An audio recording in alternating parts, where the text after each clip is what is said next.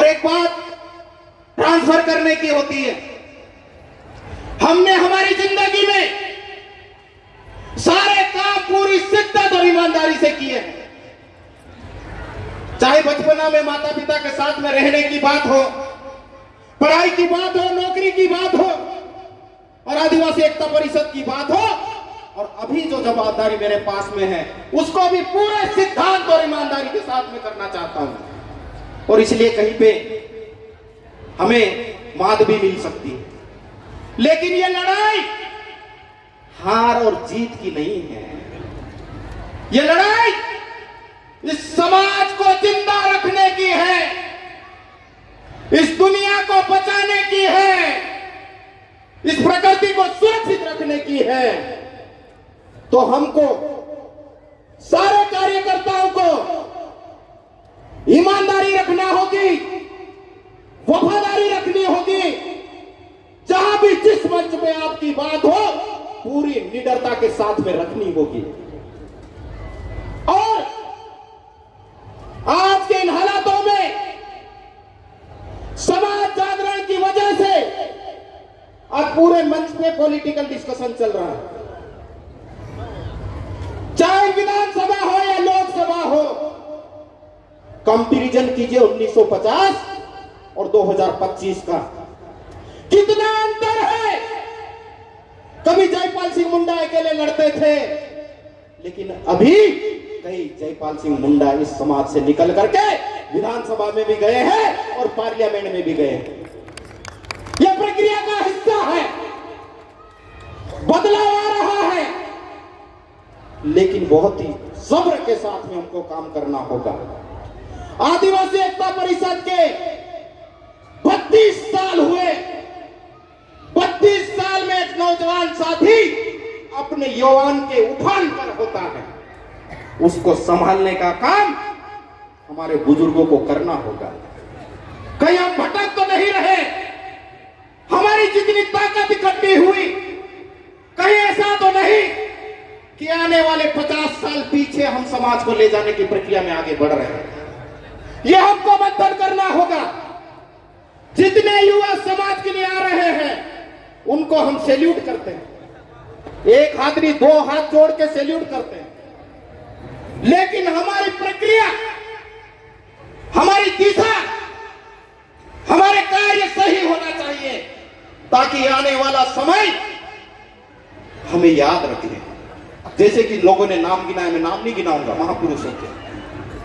तो उसके लिए आदिवासी एकता परिषद ने आज थीम दी है,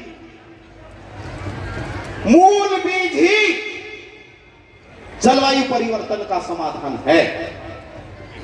जितने युवा आए हैं, युवा सबके टारगेट में है, मेरे भी टारगेट पे है।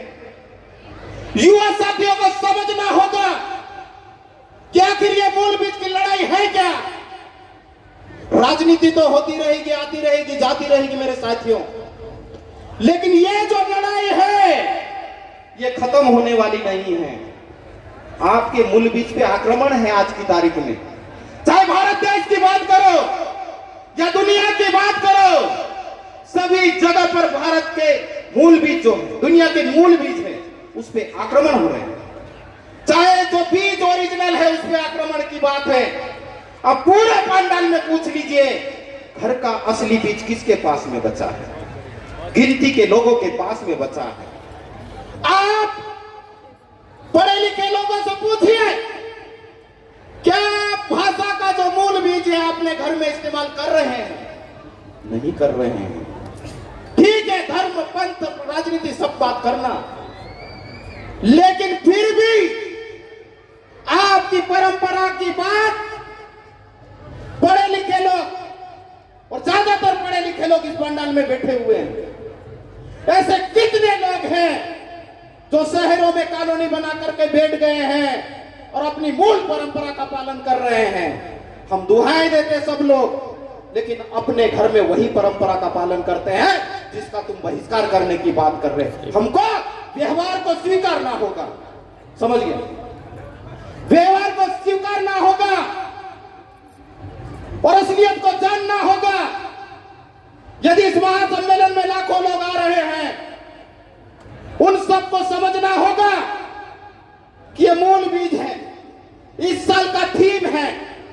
जैसे हमने बोला, जो भी काम करो ईमानदारी से करो, नहीं तो बोल दो ये काम मुझसे नहीं होगा। तो यहां जो आए हैं कुछ सीख के जाना मेरे साथियों।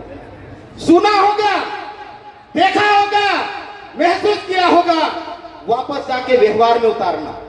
इस मंच पे हर व्यक्ति नहीं आ सकता, बात बोल नहीं सकता, लेकिन अपने अपने इलाके के सामाजिक और राजनीतिक नेता आप सब लोग हो, तो सारी बातें अपने अपने इलाके में जाके वापस कीजिए।